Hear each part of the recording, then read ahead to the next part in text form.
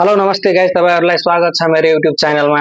यदि मेरो channel subscribe गर्नु भएको छैन भने च्यानललाई सब्स्क्राइब गरिदिनु होला। DRX दिनेश 01 मा आज म भेजिनल इन्फेक्सन्स को बारेमा भन्न गइरहेको छु। त्यसको symptoms, causes, treatment, diagnosis, medicine के छ भनेर म आज एक्सप्लेन गर्न गइरहेको छु, किन हुन्छ, कसरी हुन्छ भनेर। भेजिनल इन्फेक्सन्स योनि संक्रमण भनेको के हो? यो ब्याक्टेरिया, यीस्ट, भाइरसहरुको कारणले इफेक्ट गरेपछि इन्फेक्सन हुन्छ।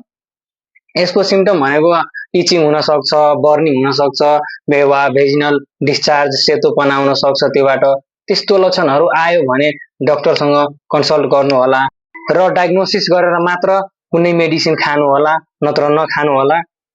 यसको सिम्पटम हामी हेरौँ, योनिमा कुनै पनि ब्याक्टेरिया वा भाइरसहरुको कारणले इफेक्ट गर्छ भने त्यसमा सुजन हुन्छ के, दुख्न थाल्छ, चिलाउन थाल्छ, त्योहरू ध्यान दिनु होला।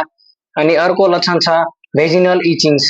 योनिमा कुनै प्रकारको ब्याक्टेरिया, भाइरसहरु एट्याक गर्यो भने त्यसले गर्दा इचिङ हुन सक्छ, पेन हुन सक्छ, चिलाउन थाल्छ, रातोपन हुन थाल्छ। यो सबै हुनको कारण हामी हाइजिन मेन्टेन गर्दैनौं। त्यही भएर हाइजिन मेन्टेन गर्नु होला, किनभने हाइजिन नमेन्टेन गरेर यस्तो ब्याक्टेरिया, यीस्टहरुको एट्याकले गर्दा इन्फेक्सन हुन्छ। अर्को सिम्पटम छ रेडनेस इन भेजिना। भेजिनामा रातोपन हुन्छ, रातोपन आएपछि त्यो चिलाउन थाल्छ, सानो सानो फोस्री जस्तो निस्किन थाल्छ। त्यस्तो निस्कियो भने बुझ्नु होला कि इन्फेक्सन भएको छ भनेर। भेजिनल डिस्चार्ज, भेजिनल डिस्चार्ज भनेको के हो? भेजिनल डिस्चार्जमा के भन्छ, सेतो पदार्थहरू निस्किरहेको हुन्छ। सेतो पदार्थ अब कहिले काहीँ आयो भने त्यो त ठिकै हो, हार्मोनल कारणले आउँछ, तर धेरै अब दिनकै आइरह्यो भनेर त्यो चेक गराउनु होला, बुझ्नु होला कि इन्फेक्सन भएको छ भनेर। नेक्स्ट सिम्पटम छ भेजिनल बर्निङ। योनिमा जलन, योनिमा संक्रमण भएपछि योनिमा जलन हुन थाल्ने गर्छ। त्यस्तो भयो भने बुझ्नु होला इन्फेक्सन भएको छ भनेर। तर मान्छेहरू भन्छ कि त्यतिकै भइरहेको हुन्छ भनेर। त्यस्तो नजरअन्दाज नगर्नु होला, ध्यान दिनु होला। विकनेस हुन थाल्छ, कमजोरी हुन थाल्छ, थकावट हुन्छ, जिउ पुरै दुखिरहेको हुन्छ। त्यस्तो भयो भने डाक्टरसँग अवश्य कन्सल्ट गर्नु होला यस्तो भयो भने, किनभने बिस्तारै बिस्तारै यो इन्फेक्सन बढिरहेकै हुन्छ। नेक्स्ट सिम्पटम छ भेजिनल पेन। भेजिनलमा यस्तो यस्तो ब्याक्टेरियाहरू, इन्फेक्सनहरूको कारणले इन्फेक्सन भयो भने धेरै पेन भइरहेको हुन्छ, नसहने पेन भइरहेको हुन्छ। त्यही पनि सहेर अब कसैलाई भन्दैन, घरमा लाज लागिरहेको हुन्छ, किनभने यस्तो किन भनौँ भनेर। त्यस्तो नगर्नु होला अनि घरको मान्छेलाई भन्नु होला यस्तो भइरहेछ भनेर। हामी यसको कारणहरू अब हेरौँ के छ भनेर। Fungus infection. फङ्गस इन्फेक्सन किन हुन्छ, कसलाई भन्छ? क्यान्डिडा एल्बिक्यान्स भनेको फङ्गस हुन्छ, त्यसले गर्दा हुन्छ। सेतो पदार्थ जस्तो निस्किरहेको हुन्छ, हामी फिगरमा हेर्न सक्छौँ है। यस्तो आयो भने बुझ्नु होला कि फङ्गल इन्फेक्सन भएको छ भनेर। अर्को नेक्स्ट काउजेस छ हाम्रो ब्याक्टेरियल इन्फेक्सन। धेरै ब्याक्टेरियाहरूले इफेक्ट गरेपछि, एट्याक गरेपछि ब्याक्टेरियल इन्फेक्सन हुन्छ। हामी यसलाई अर्को भाषामा हामी ब्याक्टेरियल भेजिनोसिस पनि भन्छौँ मेडिकल टर्ममा। त्यो इन्फेक्सन भयो भने फिसी अडर र ग्रेसियन व्हाइट डिस्चार्ज हुन थाल्छ, इचिङ हुन थाल्छ, बर्निङ हुन थाल्छ। हाम्रो नेक्स्ट काउजेस छ प्यारासाइटिक इन्फेक्सन्स, परजीवी संक्रमण। यसलाई हामी अर्को भाषामा भन्छौँ parasitic infections. Trichomoniasis is a sexually transmitted disease. यो सेक्सुअली ट्रान्समिटेड डिजिज हो र यसको काउजेज भनेको, सिम्पटम भनेको इचिङ, बर्निङ एन्ड फल स्मेलिङ्स, डिस्चार्ज हुन थाल्छ, गनाउने डिस्चार्ज भइरहेको हुन्छ, सेतो पदार्थ आइरहेको हुन्छ, त्यो धेरै गनाउने हुन्छ। नेक्स्ट काउजेज रहेछ भाइरस इन्फेक्सन्स। भाइरस कोही प्रकारको भाइरसहरू हुन्छ, त्यसले गर्दा इन्फेक्सन हुन्छ, त्यसलाई हामी भाइरस इन्फेक्सन भन्छौँ। जस्तै अब पब्लिक टोयलेट युज गर्यो, हस्पिटलहरूमा त्यति राम्रोसँग त साफ गरे हुँदैन नि, त्यस्ताहरूबाट के भन्छ, भाइरस एट्याक गरेर आउँछ।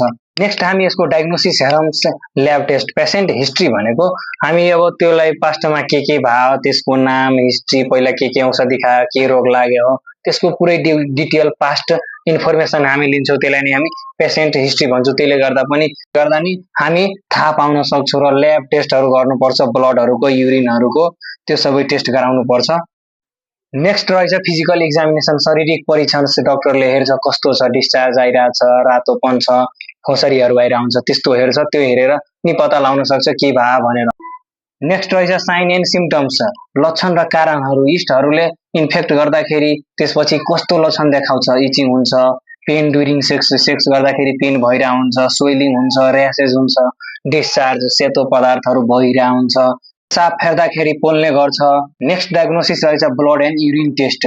रगत र पिसाब परीक्षण गरिसकेपछि हामी हेर्न सक्छौँ के भाइरस अट्याक गरे के गरे भनेर।